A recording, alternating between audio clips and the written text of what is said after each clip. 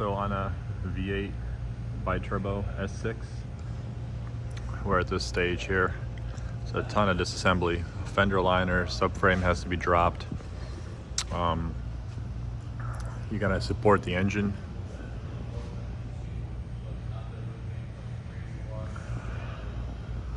Finally, you can get to the AC compressor, which is way in there. All these coolant lines, you gotta be moved out of the way. There's your shaft that it's driven off of.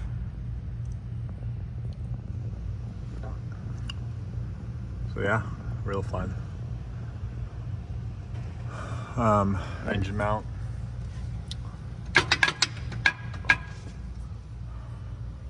By the way, they're electric or electronically controlled. You can make it stiffer or softer. Here's the two connectors.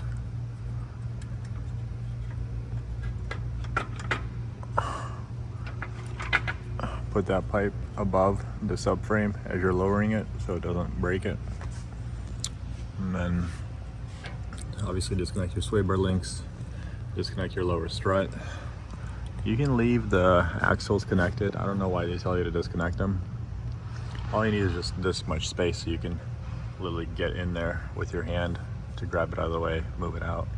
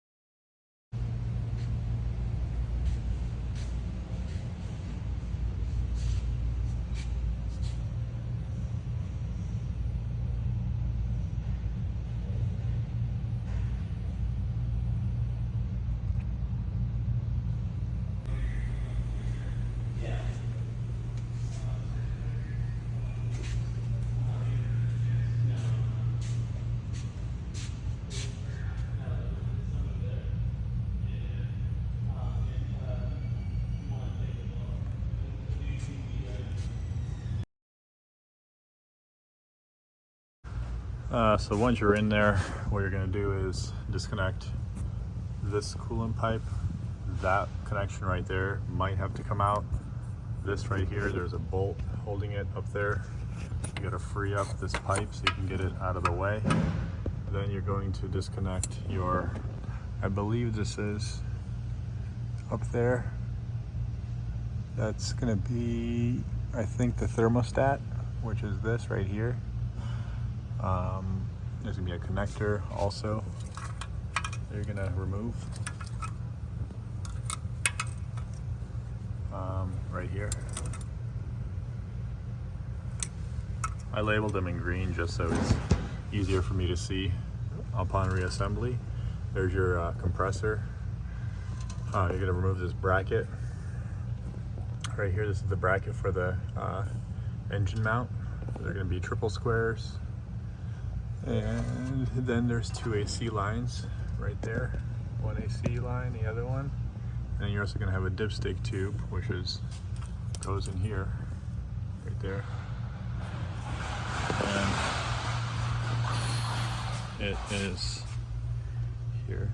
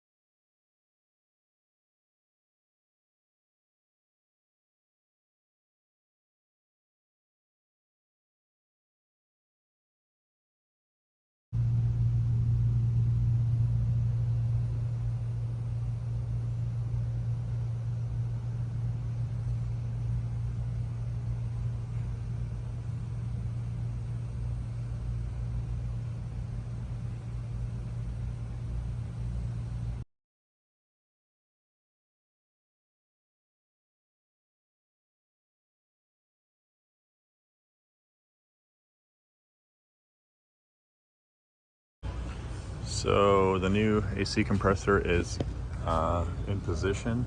Now I just have to replace the seals on the two lines. Don't forget the routing. That one goes in first, and then it goes underneath that coolant line down this way, and it's right here. It goes to your condenser. But then don't connect the shaft yet until you get the two hoses attached with the new seals, which I'm waiting on right now. And then it takes a little bit of like getting in there, but just make sure those two guide pins line up, and you should be okay. There's also, don't forget, that little bracket for the sensor. There's a, you can't see it from here, but there's a sensor that connects down over there. Yeah, you can't see it.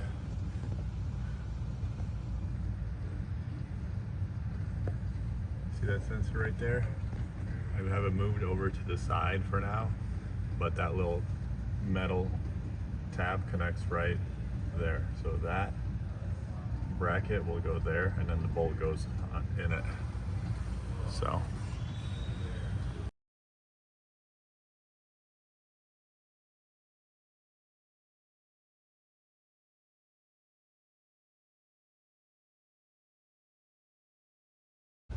So AC compressor is in.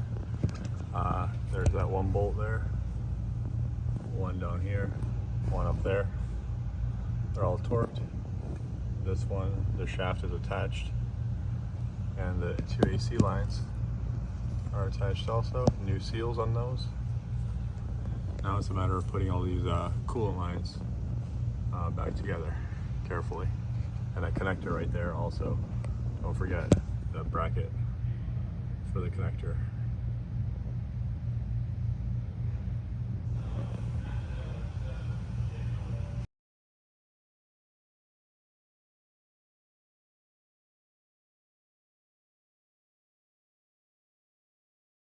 So on a reassembly stage, what you're going to do first is you're going to get these bolts started. 1, 2, 3, 4.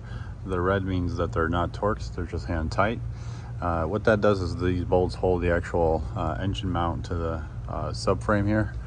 And get these two started. See, they're red as well, that means they're not torqued. And then as you start slowly lifting up the subframe, you're going to be able to slide this coolant pipe underneath, and there's a connector here and a connector there. It will just slide underneath and bolt up. This one here, this is the bracket for the engine mount. You can just hand tighten it for now and mark it red and just leave it there. You're going to just start lifting this up, and then you're going to line up one bolt there, one bolt there. This is your passenger side engine mount. See that big triple square, that 14 I think triple square, that's what actually holds it. So it's just one bolt that holds it, and then two to the frame. Your sensor connectors, obviously, your ground right here, and this connector goes right there. Obviously the strut, the sway bar link is disconnected. You're gonna have to reconnect those.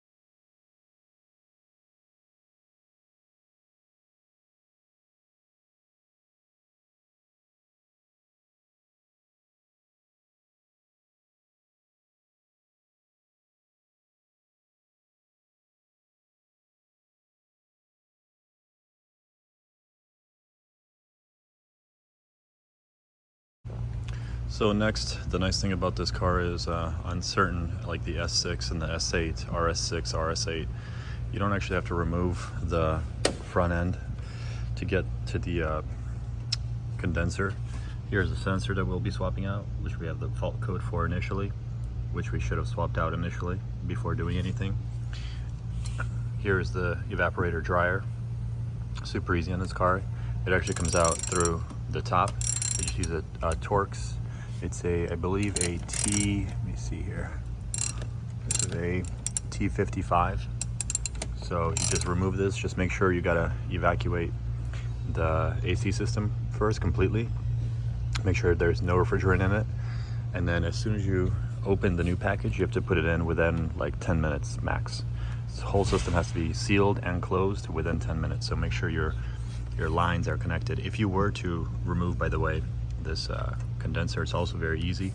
There's two lines down there, and all you do is you remove this panel right here. It just clips out, and then you'll get access this way to the two bolts that hold the refrigerant lines to the bottom of the condenser. So just a little panel here you remove.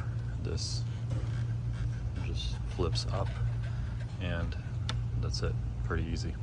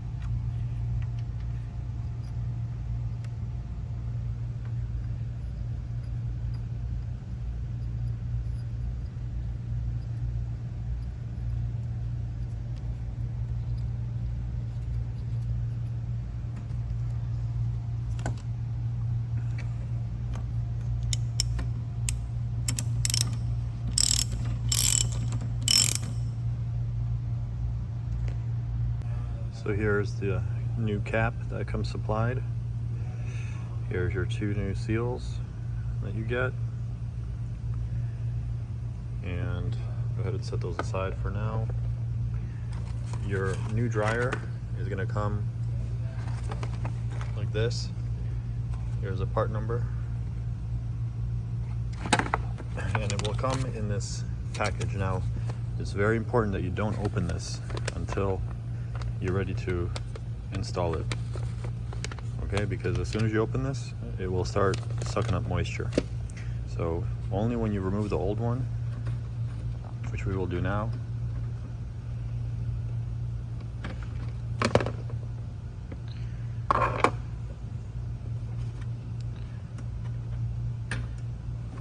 you see how there's 2 seals? There's one right there and there's one there. Okay, now here is going to be your old dryer that you could just fish out with your finger, hopefully. No, let me get the pliers. This pulls out like that.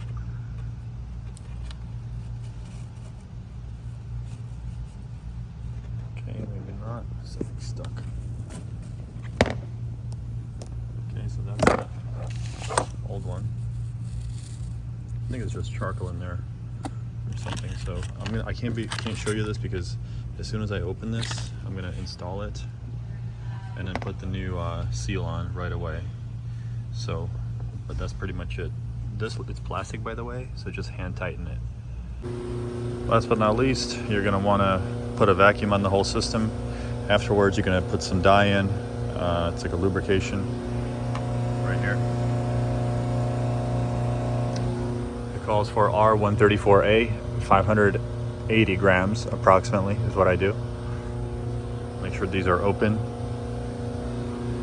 Right now we're at 29.9 vacuum, which is where you want to be, and you're going to want to leave it for about 20-30 minutes roughly after this completes, and make sure it sits no lower than like 29.8, 29.7 when it's done, because then that would indicate you have no leaks in the system. And that's it.